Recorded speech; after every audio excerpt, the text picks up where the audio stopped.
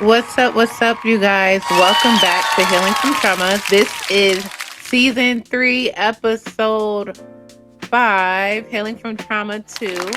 I am your host, Drea Boo, and today we have a special guest. So today's conversation is different, and I'm really excited about it. I'm sitting down with John, someone who isn't just talking about healing, but actively doing the work. He is a storyteller and is currently doing voiceover work.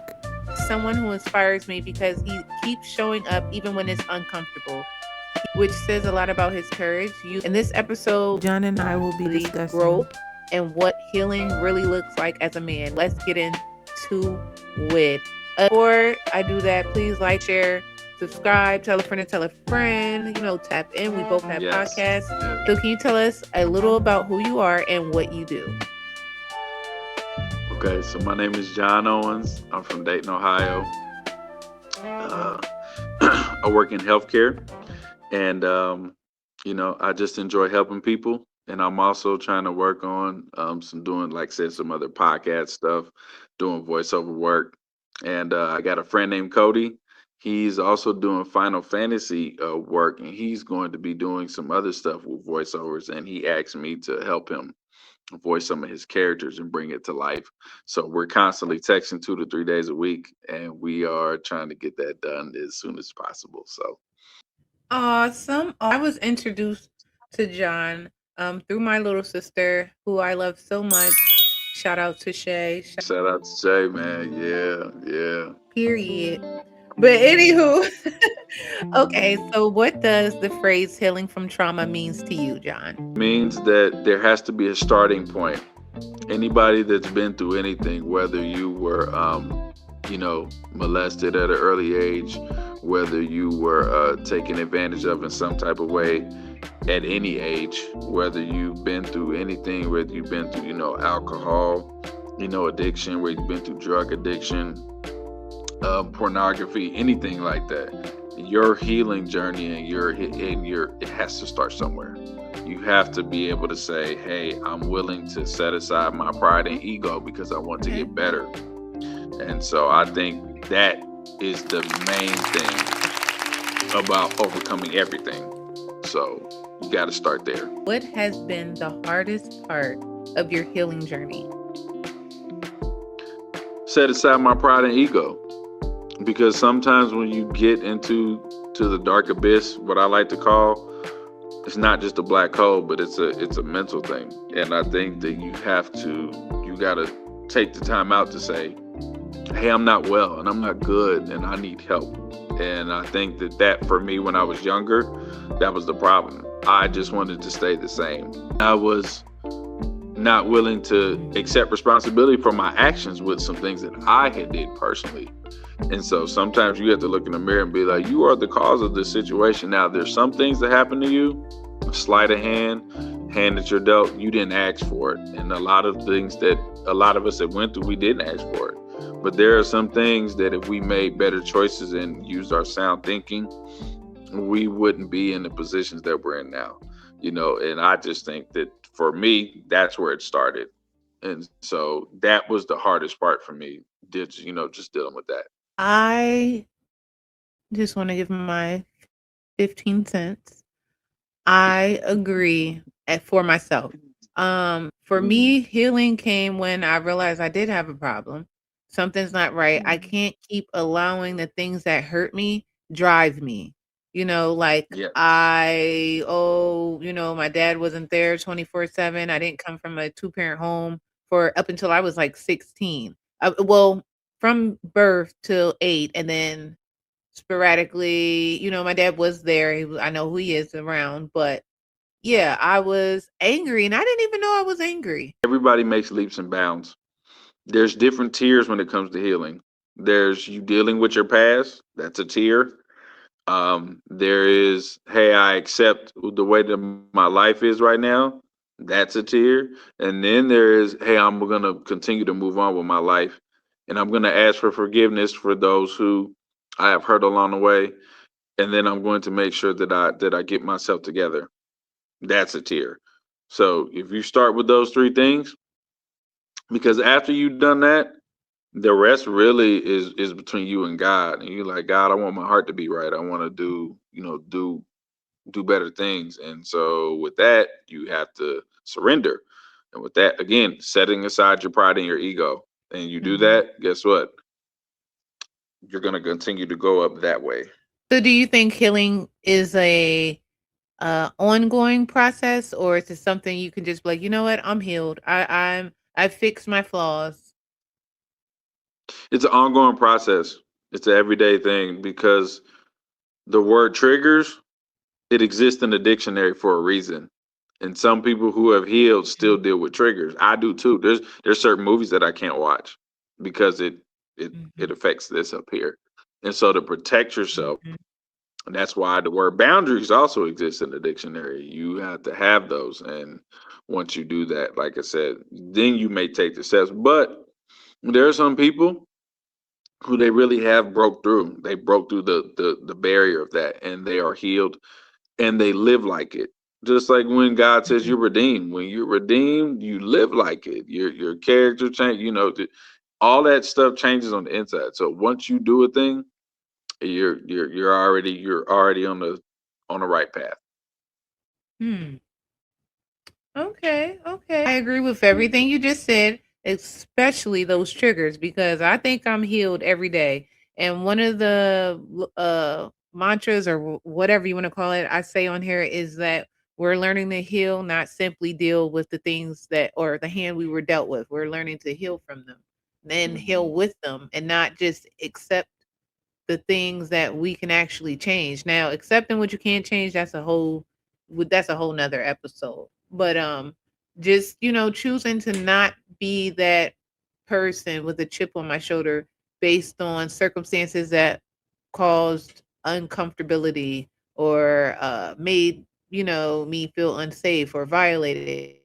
I know and Mhm. I've met a lot of hurt and damaged women. I like to call myself damaged goods is like canned goods. Like you may have a dent in you, but you're still edible. You're still up to date. You're not expired. Like Mhm. you're still here. So that's how I look at it because to say I'm just good would be a lie. So it's like I'm definitely damaged goods. I've Mhm. taken some Yeah. beatings mentally and physically, but however, I'm still here. I still love life. I still treat people accordingly, treat them kind as I can possibly as a human. And try not to judge people because you just never know where people come from or what they've been through.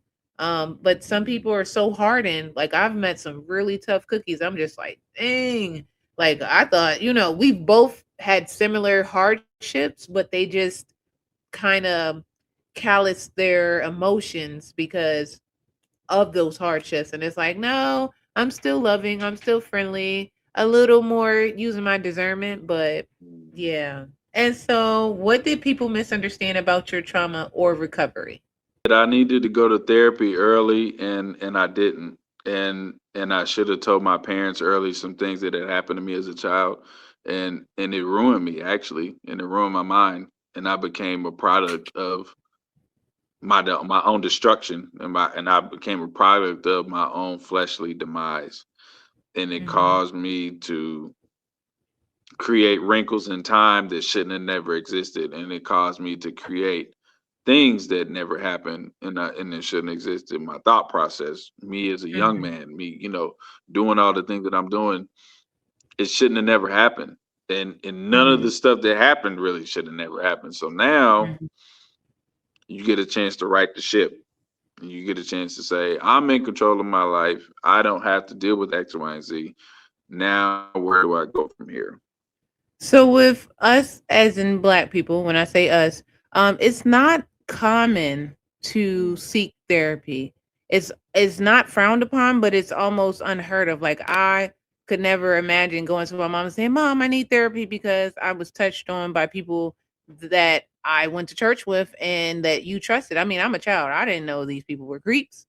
But I definitely have had things happen in my life where I never became callous, but it did do something to me, like being over The person sexualized and overly when sexual. that That's not how I was Mhm. raised. That's not. what I've had an example of. Like my mom was not a hot girl. She was not in the streets. But for some reason I kind of went rebellious, and then I just went through a time in my life where I didn't make the best decisions. I did not care that I didn't make the best decisions, and I justified not making the best decisions. And here I am now at I'll be 37 this year, and it's like that's like my biggest regret. Not necessarily the acts, but the just not having guidance and just leaning on my emotional distress and just doing things that I didn't have to do based on what was done to me or how I've want to clear the air. I've never fondled, molested, did any violating of anybody. However, those things happen to me. So in return, I didn't violate people. I didn't go out and touch people or do weird things to anyone younger than me or anything like that.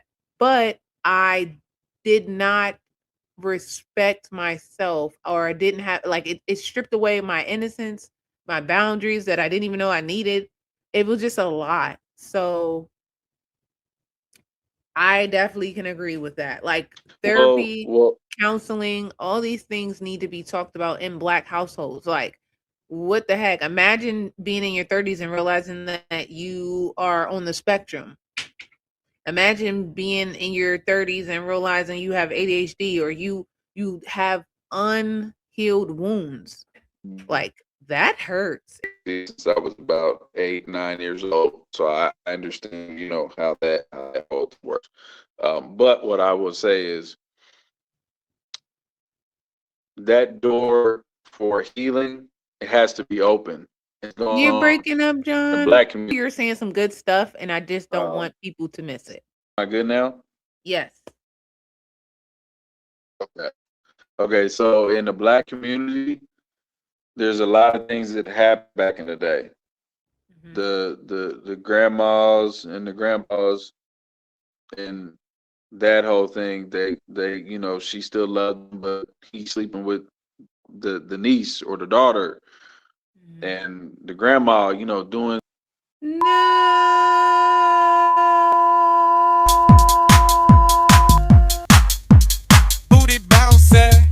Know what happened. Maybe someone called him. I don't know if services dropped, but damn. Okay, here we go. We got John. We got John back. Hello, we got John back. All right. Good, okay. good, good, good, good, good, good. See, if you ask me, the devil is busy, okay? Because this whole podcast was Yeah, damn he near is. impossible. And then the technicalities, everything was just going haywire. I was saying was that there's a lot of trauma that came from our parents before. It trickled out Mhm. to our parents, and it trickled down to us. And a lot of things that Mhm. happened to some of our family members sleeping with other family members, and that whole thing, the dad sleeping with the daughter, and all the uncles doing stuff to the kid, all that stuff, and they still let them come around, and they still let them do, So, and it shouldn't have with even happened like that. mom kept us away from family because she was violated by family. So she overly indulged in the church. Mhm. But what people don't realize, a church, any church, every Mhm. church is like a hospital. People are coming there because they need deliverance, they need saved, they got demons on their back. Okay. Yeah. So to think that people in church are more Mhm. sanctified and better than people in the world is just a false narrative, right? Mom didn't have men running in and out, none of that stuff. My mom was not a harlot or whore. My mother did not, just did not, right? And everything was church foundation, church base, church, church, church. And that's where the monsters were. The monsters were in church. My real uncle didn't touch on me because my mom isolated us from our family, which I'm grateful for whatever protection that did cause. But now we're in Mhm. church, and there's people that I'm looking at as family, and they're violating me. Like I said, it come down to setting aside your ego and pride, and knowing Mhm. that these people, they're not as good as they say they are, and more importantly, you can't be really that saved and you're molesting children, or taking advantage of women or taking advantage of other men in the church or whatever, however Mhm. that is going. It's just not. Mhm. So again, it comes back to the generational curse has to be broken. Somebody got to Amen. do it. And somebody got to say that prayer. Somebody got to get delivered. Somebody got to get set free. And all the things that come along with that. Somebody has to break that curse from your children.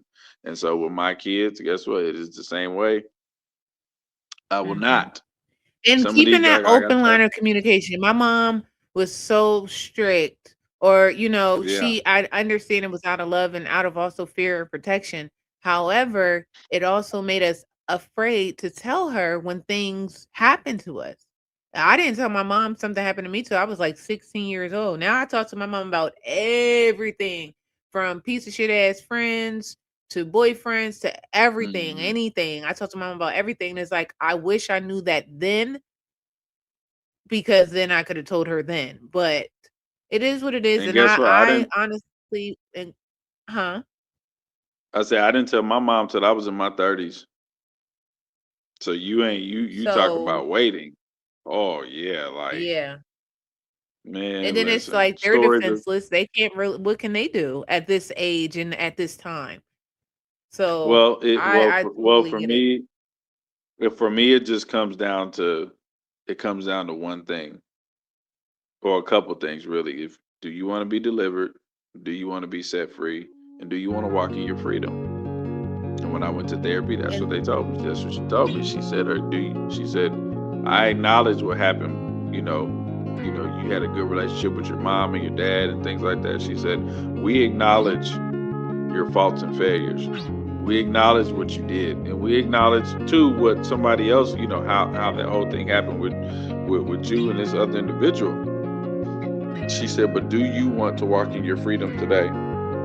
Because she said we can't play in the past for too long because you're gonna get stuck there. She said I want you to go that way, and she said in order for you to go that way, you're gonna have to drop this baggage off, plain and smart simple. woman. That's why she get paid the big bucks. So I have some more questions for you, and I know you're at work and we're pressed for time. Yeah, go ahead. What helped you most? Therapy, faith, community, or something else? All of those, I needed it all. Mhm. I was one of them kids. Listen, having ADHD, learning different, being in Mhm. school. I was a nerd. I needed it all. I needed Nothing wrong with God. a I nerd. needed healing. Yeah, yeah. I mean, but you have to understand my mental thought when I Mhm. was a child was I got made fun of because I was reading big words in 7th grade. Like they was like, "Oh, look at that," you know what I'm saying? I wasn't even wearing Haters, glasses then. But haters. I just say it's you. I needed it all. I needed a covering. And a lot of Mhm. people need a covering for somebody who won't take advantage of them because they've already been taken advantage of in multiple ways. A lot of the Mhm. destruction that happens, it is not just physical, it's mental. And if you can get That's in where it here, starts, because the yeah, person if that you was can get doing things to me, one was doing things to me while I was asleep. The other person was doing things and making me believe that I'm gonna get in as much trouble as they were for doing things to me, even though I didn't do anything to them. Mhm, But that also being afraid to tell my mom, and then again, mental, someone's telling you, like, well, if you telling me, we're both gonna get in trouble because you was never supposed to be in here. Sir, I came in your room to play a video game. I've always been in a video game. Sega, Genesis, 64, whatever. I've always been in a game. So you took my weakness and my mother's weakness because she trusted me around you, and you decided, well, I'm going, and then come find out that same person was violating my sister and tried to violate one of my close friends. Like, we were all kids, and this person was about 5 to 7 years older than us. And it's like, I told a person at my church, and they pretty much was like, well, once I was grown, but I told a person that know that person, and they pretty much said, well, you guys are close enough in age, so maybe it wasn't really that. ma'am, if I am fucking 10 and this person is 16, 17, what are you talking about? Even if I was 12 and this person was 16, 17, 18, what are we talking about? So I'm So I sorry, I have got carried so away. And I know you got 3 minutes. What? Huh? I got four words for you. Manipulation Mm. and narcissistic behavior. And them type of people, And this is why that person who they gave me that advice and said what she said is where she is and doing what she's doing. And she's older than me. She's old enough to be my mom, dang near my aunt, if not my mama. And yeah. But okay, and I know you have to go. What would you tell someone just beginning their healing? to keep doing it and to block out the noise and to make sure you have a sound covering and surrounded by the right people and have people do homework on other people who are going to be surrounding you, because that's another thing. The trust factor, it varies. Hmm. It's ebb and flow. Yeah. Where you need to have that. You make Hmm. sure that you're gonna make it, because if you don't, you're gonna suffer. And you don't need no setbacks. We already had enough of those. We're trying Right. to make the That part. leaps and bounds of a thing, and people keep trying to pull us back, and we're like, no, I don't want to go back there. I want to go that way.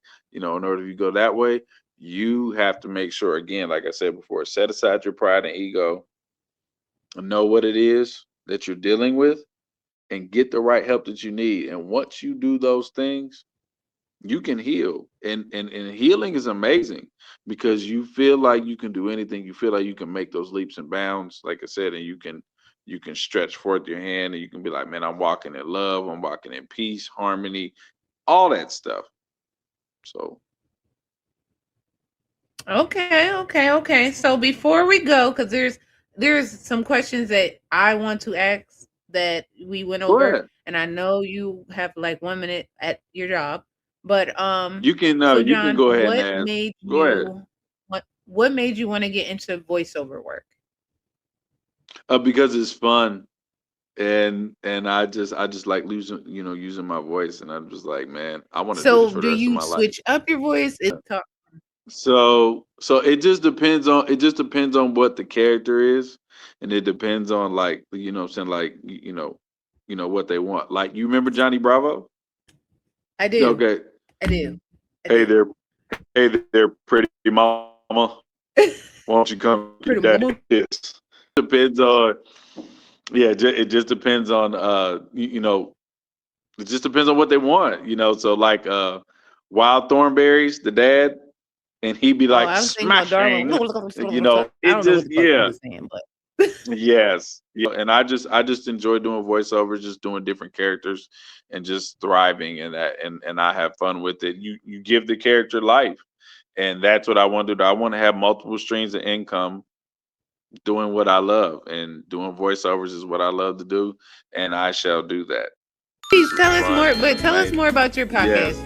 Tell us, please, please, So please. my I'm sorry. podcast, so my podcast, it's One Accord Level 2 podcast. It's on YouTube. So it's all on one name. And so just One Google One Accord Accord. Level podcast. No, One Accord Level 2 podcast. Okay. So, or you can Google my Facebook name, or look it up on YouTube, excuse me, not Facebook, but you can Google my YouTube name, and it's Mr. Ace 2791. Or no, excuse me, Okay. 2712. Now, Mr. Ace 2712. okay. Now, I hope everyone's listening. And if I can ask you two more questions, I know you're like 2 minutes over. Yeah, yeah, that's good. So, okay. So one is, how are you helping others with their dreams and goals? Continue to stay positive and continuing to know that there's no time limit or age for how you make it. I'm 40 years old. This is my first podcast. I'm not tripping about nothing. Yeah, raise the roof. Mm-hmm. You know what I'm saying? It's, you do a thing, and you have the faith that you're gonna make it out, and you have the faith that you're gonna make it, and you have the faith that you're gonna go to different podcasts, different venues, and people will see this and they'll be like, hey, I could use that guy, or hey, I could use that girl. Mm-hmm. And I just that's exactly what I want. You have to have the faith that you'll make it, You have to plant the seed, and you plant the seed, and therefore, you know what I'm saying, that'll be. And by the way, my handles for Mm-hmm. my X, what they used to call Twitter, Yes, and yes. my TikTok and AKA my Twitter. AKA Instagram, Twitter. Not nothing yeah, sexual. aka Twitter, yes, it is Ace Garfield 25, all in one word, just Ace All Garfield together? 25, all together. Okay, and before we go, how does Okay. someone did we already get that? How does someone get in contact with you for voiceover work? Yeah, so again, just contact me at Ace Garfield 25 on my TikTok, on my Instagram, on my Twitter.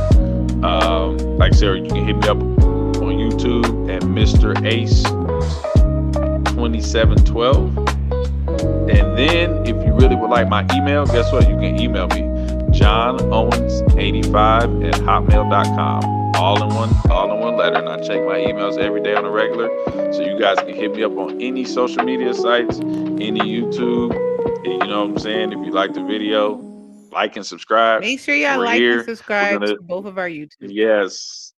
Yes, we're gonna do My this YouTube is again. Healing from And Trauma I had 717 so all much fun. together. We Y'all can give need her a help, but look. whatever. Huh? Go ahead and check out her YouTube. It's dope, and she got some good content on there. So good, give her a shout out, please. Thank Yes. you. And y'all, and I want to come on your podcast. When am I gonna come on your podcast? Guess what? We'll get that set up, and I'll have some questions for you. Okay. We can talk about anything, and we'll make sure we get it done. Period. And one more time, what's your podcast on YouTube? So my podcast name is One Accord Level 2 Podcast, but you can look me up on YouTube at Mr. Ace 2712. I like that. So this has been another excellent episode of the Healing from Trauma 2. Thank you, Mr. John, for your participation, your patience, okay, your resilience, because I was ready to give up. I was literally about to text you like, hey, Frey, you want to do it on my lunch break tomorrow? Because it is too much going on. Yeah, and I talked to it's my sister, okay. and she was Guess like, what? sister, I think it's meant for y'all to do it because y'all both, it's like a whole bunch of stuff going on, and it feels like things are trying to distract what you guys have already planned on. I'm glad we did it. So I'm going to let you go because I know you have to get off the clock and all that, but I do appreciate you so much for taking your time and all of that. I really, really, really, really appreciate it. This is my first video, so I'm super ecstatic about it. Yes, your first video. Congratulations, first of all. Proud of you. Second, guess what? Good things come to those who wait.